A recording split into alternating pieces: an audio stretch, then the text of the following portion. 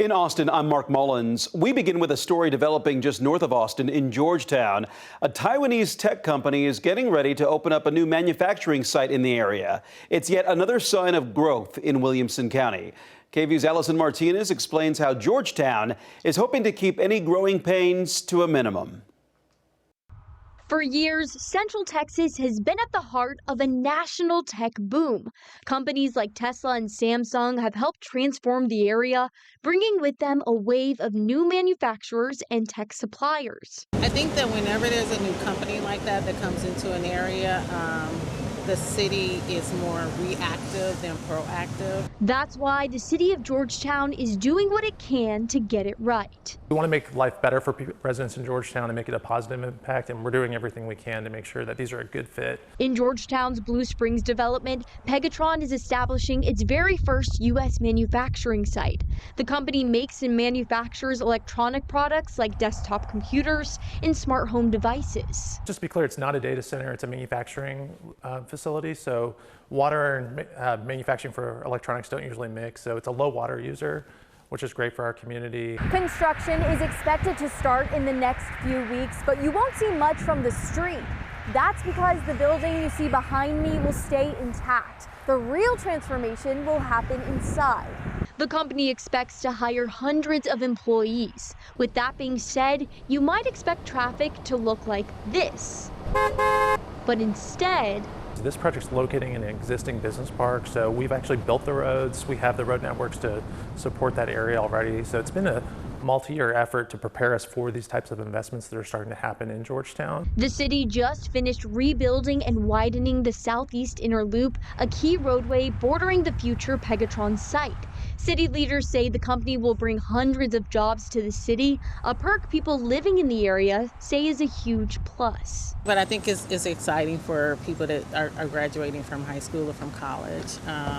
It allows them to have the opportunity to get, to get employed, to get jobs. For our community, I think we're excited about those jobs coming in where they'll be able to go out and support those restaurants and stores and small businesses that are already here in Georgetown and help everybody succeed and grow long term as well. Pegatron is expected to officially open for business by this summer. Reporting in Georgetown, Allison Martinez, KVUE News.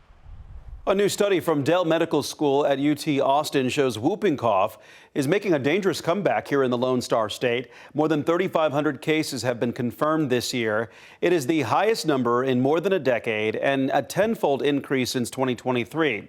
So far, Travis County has reported at least 134 cases this year. Health officials say declining vaccination rates, increased travel, and lack of awareness about adult boosters are fueling this surge. The disease is especially dangerous for infants and vulnerable populations.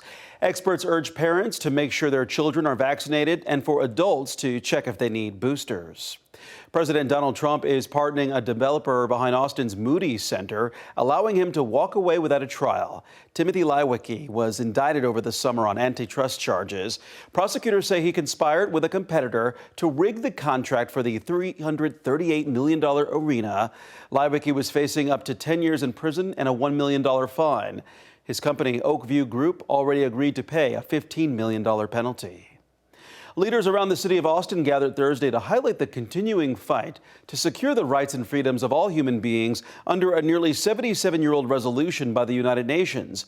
Austin Pro Tem Mayor Vanessa Fuentes and other city council members joined community advocates at City Hall Thursday morning. Event organizers say they're aiming to show how important it is to advance freedoms for all people, including LGBTQ rights, abortion access, and more. Fuentes declared next Wednesday, December 10th, 2025, as Human Rights Day in Austin. Advocates hope this will set an example for the rest of the state. Here in Texas, we know that everyone, regardless of where they live, their gender, their age, sexuality, their religious beliefs, their immigration status, their criminal background, or their economic standing, have basic human rights. With this proclamation, the city of Austin is setting an example for cities across Texas to explicitly name the importance of human rights for their citizens. The United Nations also recognizes December 10th as Human Rights Day, the same day the declaration was adopted. The Austin History Center is reopening in the newly renovated John Henry Falk Library building. It comes after a $14.5 million renovation that took 8 years to complete. The work modernized the building to preserve historical archives while adding updated systems like new heating, air conditioning, and lighting.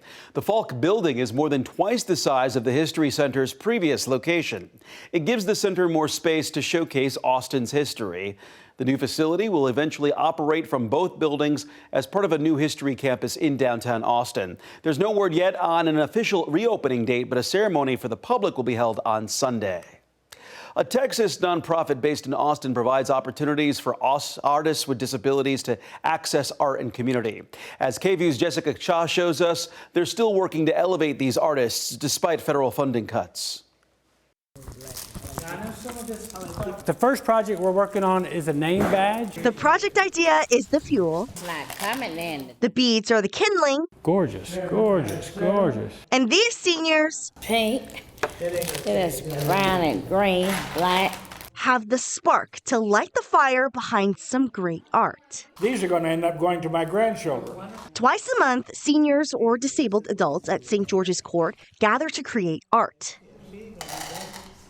It's hosted by ArtSpark Texas, an Austin nonprofit. So ArtSpark Texas sparks the creative in everyone. The program, originally known as Very Special Arts, was created by Jean Kennedy Smith, President JFK's younger sister, back in the 70s, to make art more accessible for people with disabilities. People with disabilities traditionally have not been included. She just decided that this was a great way to foster community and to help people develop their more creative self. Now the program works with people with disabilities, veterans, and older people in monthly dance classes, media arts programs, and this visual art class. It gives us something to do. Pete Siebert says it keeps seniors like them social. Creates more opportunity for us to be community. But to him, the projects keep his spark alive. This is another way to stay in touch so you don't get kind of lost. You know what I mean? And sometimes the fog of being, well, I'm 84 now. But recent cuts to funding threaten to dampen that flame. Hughes says recent cuts to funding for the Department of Education and the National Autism Association has wiped out 10% of ArtSpark Texas's budget. We have scaled back in our programming, which includes the senior visual arts classes. But Hughes says they're working on getting funding elsewhere to keep the spark alive.